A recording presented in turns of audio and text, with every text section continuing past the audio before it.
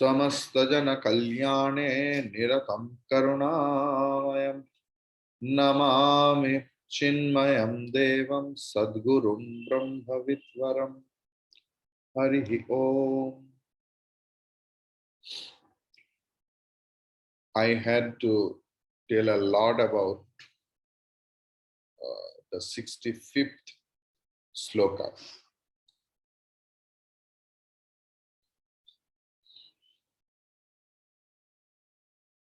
In Gita,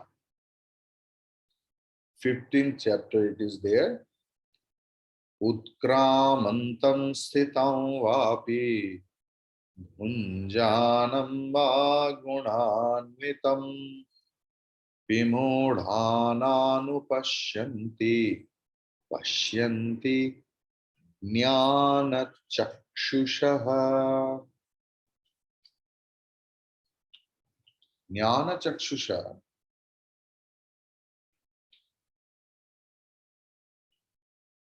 means the name, someone's name you can, who is having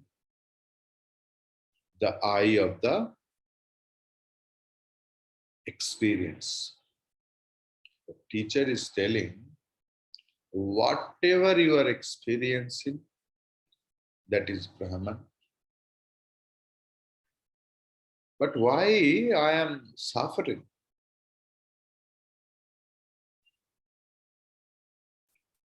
Because the knowledge is not taking place.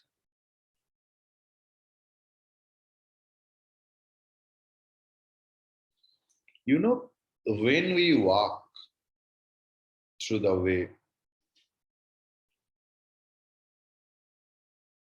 in a common place, in a metro, rail station, bus stop, market, shopping mall, so many people come and go, so many people. But how many of them I can remember, or I remember? But if anyone asks me or talk to me at least for 2-3 minutes, I can remember at the end of the day. But next day or within 1 week, you forget. Even very closed one also, if apart out of sight for a long years, it doesn't remain in our memory. But with whom I stay or I live day and night, day and night, day and night.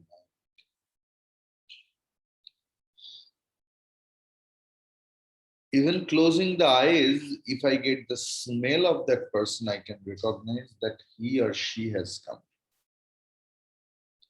By looking at the shadow, style of knocking the door, style of pressing the bell, we can recognize. Because the person is verily here. Likewise, if the knowledge is verily here, will precipitated in our body, mind, intellect, then the result will also, I will get it. But why I'm not getting the result, though I am listening to Vedanta for many years? Because I didn't allow it to precipitate.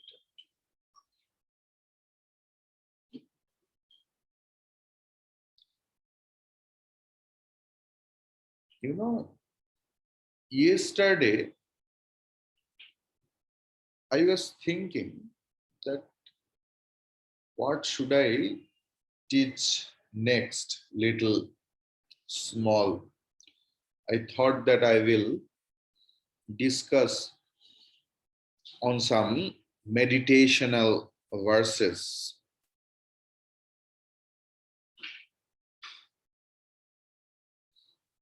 Then suddenly Sadhana Panchakam came. And in the very first sloka, it is there that you have to see the defects of the worldly pleasure and you have to leave your house. Tyaga, vinirgamyata. And very soon, very early. So first, the prescription first medicine is you have to leave your home. Sannyasa. Then Acharya is talking. Other 4 verses are there. So this is the condition, you know. This is the condition. So why the knowledge is not taking place? Knowledge is like the milk, you know. If the container is not cleaned enough, milk will not be intact. So yesterday also we discussed about it, or in last class, that we have the lack of purity. We have the lack of purity inside. We are not pure enough. What is the impurity? It's not that I have made some sins or like that or confession. Here, only 2 darts in the mind, that is avarana and vikshep. The truth is covered and vikshepa means truth is appearing as different thing. This is the main thing. Main thing is avidya, ignorance, and for that avarana and vikshepa, covering and projecting something else, and from that all sorts of things comes, you know, jagati satyatta buddhi, anatmani atma buddhi, all such thing we discussed, that we think that the whole universe is true.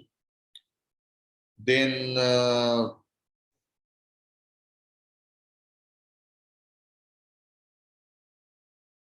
in anatma we do atma buddhi. So that is the problem actually happens. Here, Jnana Chakshu is one's name. Jnana Chakshu is one's name. Who is having the eyes of wisdom.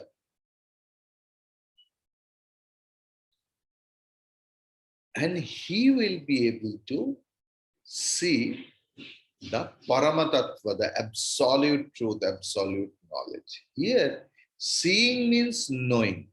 Knowing means being. There is no other word. So, Bhagavan Shankaracharya ji and I also using the word seeing, seeing, seeing. You have to translate it seeing as knowing, knowing as being. Because Brahma Veda, Brahmaiva Bhavati. The knower of Brahman becomes Brahman. So, Ajnana Chakshu na iksheta. With the eyes of ignorance, we can't grasp the Atma Tattva. One has to cultivate the eyes of wisdom. So, what is that our personal conception? The soul, Atma, Atma, Atma, Atma nikal chuke hai. What is that? Antahkarana plus चिदाभास. किसी का देहांत हो जाता है तो हम लोग बोलते हैं उसका आत्मा निकल गया. Atma has gone. What is Atma? Individuality, sense of individuality. How?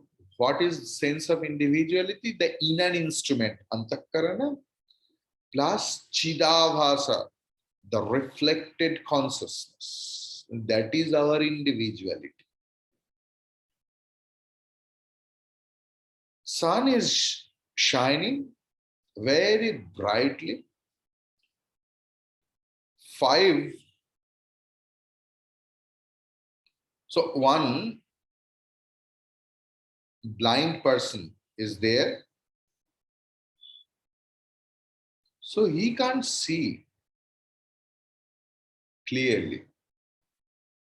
So likewise, if not andha also, if anyone close his eyes, no need to be a blind. Likewise, we have closed our eyes of wisdom.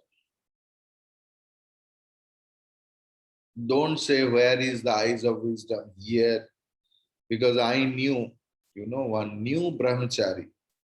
I'm telling you the story about 16, 17 years back. He came to know that eye of wisdom remains over here because Lord Shiva's.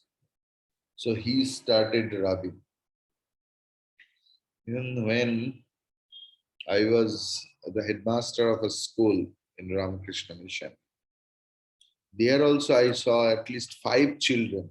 They are starting rubbing here, and became red because they wanted to open the eyes of wisdom. Eyes of wisdom remains here. Here, here, here, here. Where it does, because when it is all pervasive, you can't say where the actual location is. These eyes are not all pervasive. It has a direct locus. But where is the locus of Antakarana? Who knows? So, we don't open our eye of wisdom.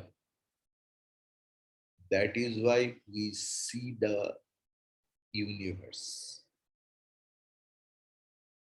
We don't open our Jnana Chakshu. That is why we see Jagat.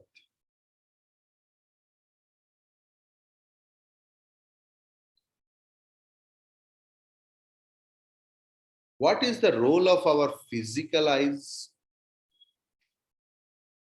It is the indication of pramana. There is a famous story that 5 blind people crossing a jungle.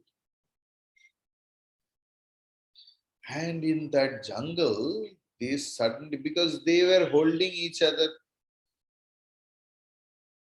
so they suddenly came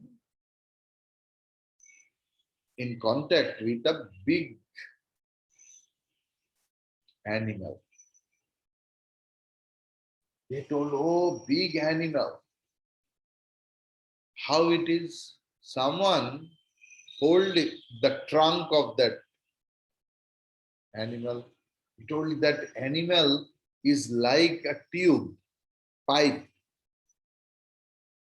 Someone holds the leg. He told, no, no, no. The animal is like a pillar. Someone hold the ears.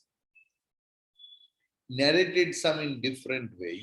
Five people narrated different way. So whenever, why? Because we could not see. Means if there is no the perfect means of knowledge, यथार्थ प्रमाण अगर ना रहे तो the knowledge of anything else will be erroneous. See how Dasarath made a mistake. He only used his pramanam, means of knowledge, as ears, where he heard as if a deer is drinking water from the lake. He didn't try to use his eyes, the valid means of knowledge, to notice, to see the shape. Because eye is the only valid means of seeing the shape. So, all the five organs, eyes, ears, nose, skin, tongue,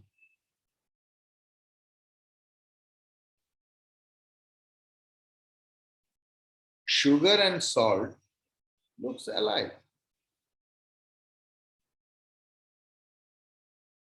Their eyes are not the right valid means of knowledge. You have to taste. Then only you can tell that this is the powder of the sugar or salt. Likewise, for my infinitude, Upanishad is the only praman, the only valid means of knowledge. Otherwise, I will incur some erroneous idea.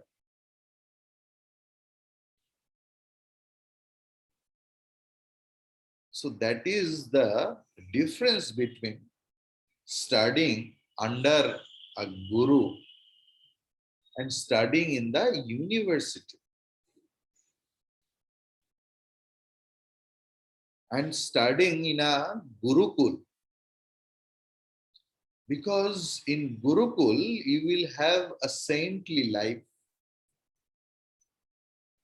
that will give the experience of life. Because I meet so many students who are studying darshan or philosophy in various famous universities, and their teacher is too much qualified. They have memorized a lot. They quote scriptures from here, from there, without seeing the books. But the main problem, that teacher doesn't believe what he is teaching. The teacher doesn't practice what he is teaching. That is why there is no Brahma Phalam. There is no result of those things.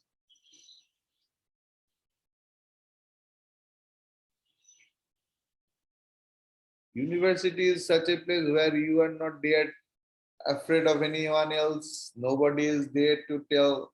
It's a free place. Gurukul is not a free place.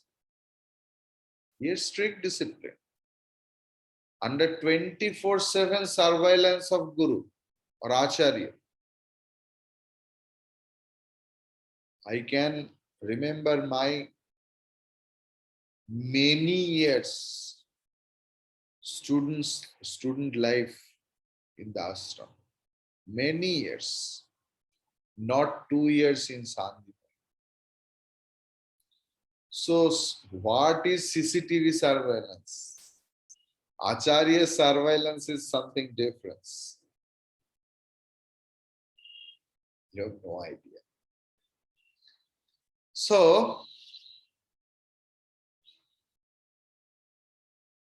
what Tulsidas ji define about Rama?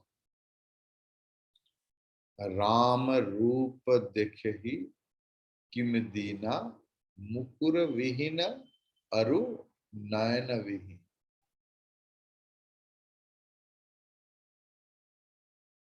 If I want to see my own reflection, otherwise I can't see my eyes, na?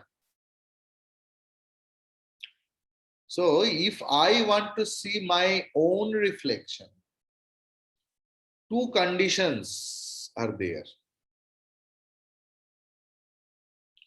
First one, the mirror. Three conditions actually is required. The one mirror or mirror-like things are required. It should be cleaned. And third one, I should have my own eyes.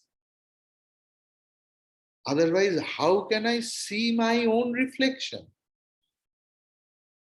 So three conditions are required if I want to see my own reflections.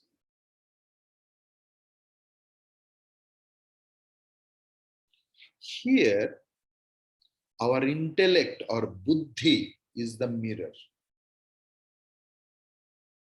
where the vrittis, brahmakara vrittis, thought related to Brahman will take place. What is the role of Upanishad? Upanishad is like eyes. Purity of mind and clarity of knowledge. So for Brahma Jnanam, for realization of truth, two things mainly required. Purity of mind, first one. Second one is clarity of knowledge. Clear? Now, a little more. Just as a blind man cannot see the sun, so also the person who has not developed the eye of wisdom as his faculty of perception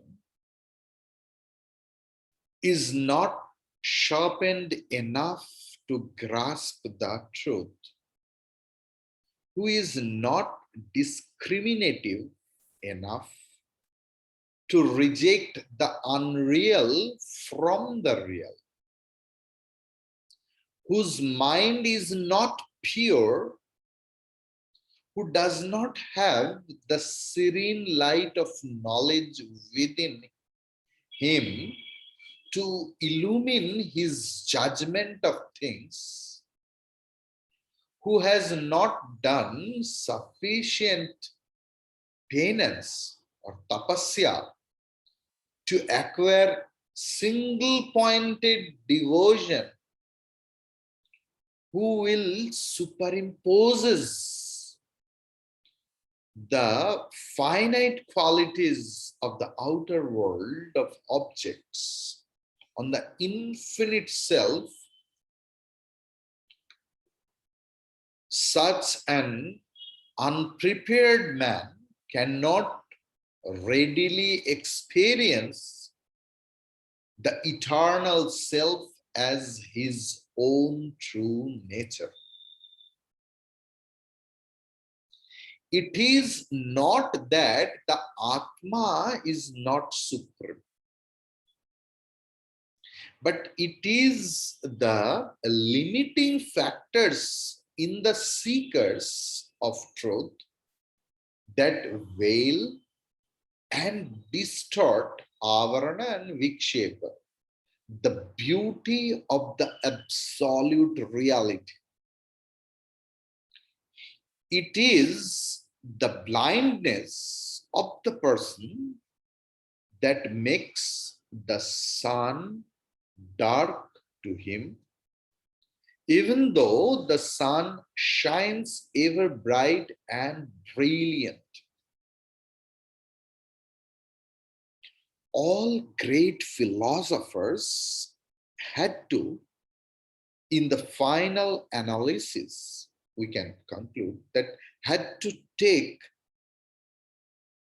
a recourse to an imaginary power in the human intellect, and with the help of that faculty, they explain to the intellectual students how seekers gain the experience of the reality, gain the experience of the reality. Then, theoretically, the teachers of Vedanta boldly propound that on transcending all the equipments, all seekers will realize the self, means the truth. In the beginning, the students try to follow the teacher only with their intellect. Perception or apprehension as understood by the intellect cannot take place without some instrument of knowing other than the object of knowledge. Carrying this impression, the student asks as to how one can experience the truth once the body, mind, intellect, sharir, man, buddhi, equipment is transcended. For the benefit of such students, the rishis talk about the idea of the faculty of intuition, and that is called jnana chakshu.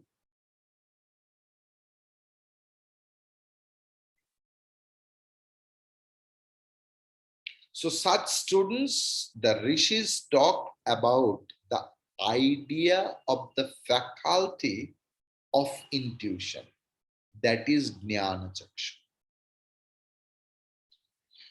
Through contemplative power alone can one apprehend the reality.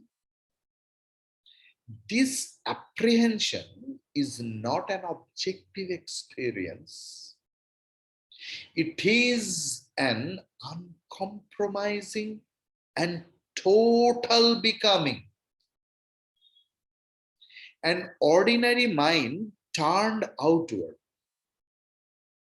in perceiving, feeling, and thinking of the objects of the world gets so agitated that it is rendered incapable of capturing the supreme in its experience.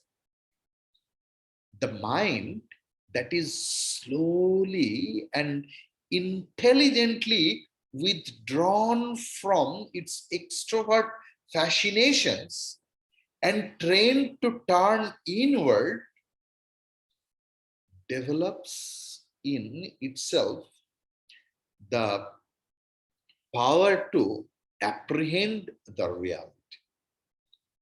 Therefore, the intuitive power, jnana chakshu, is nothing other than a mind turned inward and held in attention. In Bhagavad Gita, a mind so prepared to act as a true vehicle to reach knowledge is itself known as jnanam. In this context, the 20 values of life mentioned in the Bhagavad Gita, in preparing this jnanam, are worthy of our attention. If you see 13th chapter, it starts from 7th verse, 7th to 11th.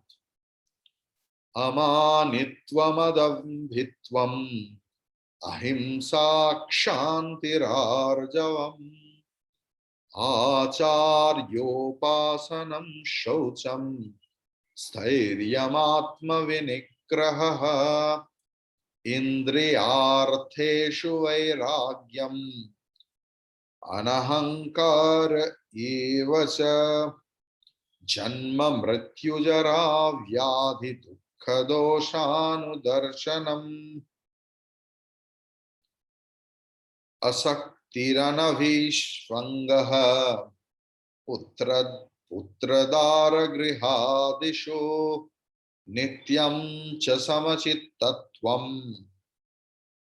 इष्टानिष्टोपपत्तिषु मयि चानन्ययोगेन भक्तिरव्यभिचारिणी विविक्तदेशसेवित्वम् अरतिर्जन संसदे अध्यात्मज्ञान नित्यत्वम् तत्त्वज्ञानार्थदर्शनम् एतज्ज्ञानमिति प्रोक्तम् अज्ञानं यदतोऽन्यथा.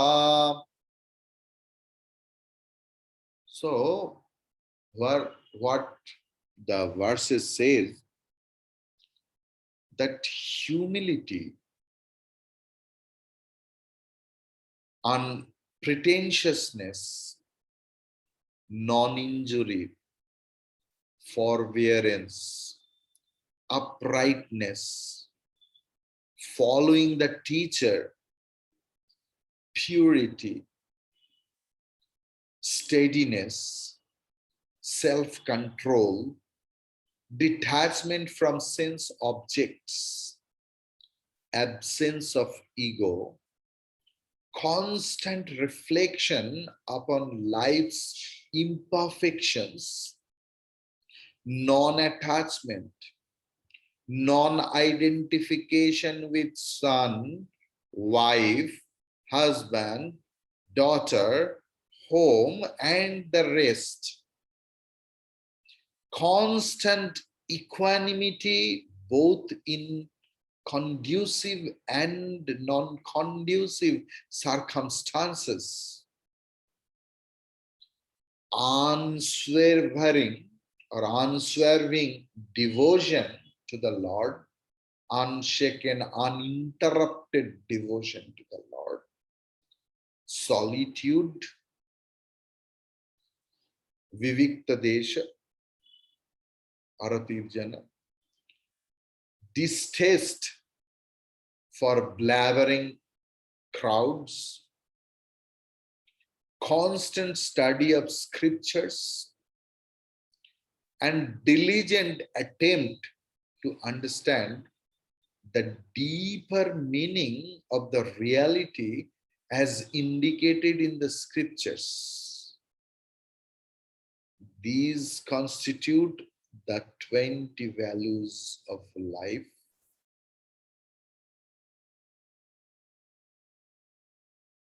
Those are worthy. Hari Om Tat Sat.